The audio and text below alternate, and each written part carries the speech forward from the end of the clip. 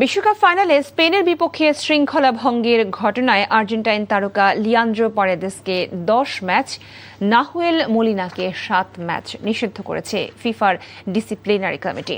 অন্যদিকে স্পেনের এক খেলোয়াড়কে শাস্তির আওতায় আনা হয়।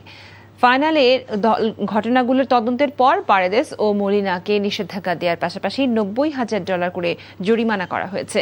অন্যদিকে আর্জেন্টিনার থিয়াগো আলমাদা ও স্পেনের গাভিকে 1 ম্যাচ নিষিদ্ধ ও $30,000 করে জরিমানা করা হয়েছে। অন্যদিকে আর্জেন্টিনার সহকারী কোচ রোবার্তো আয়ালা নিষিদ্ধ হয়েছেন 3 ম্যাচের জন্য, তাকেও $30,000 জরিমানা গুনতে হবে।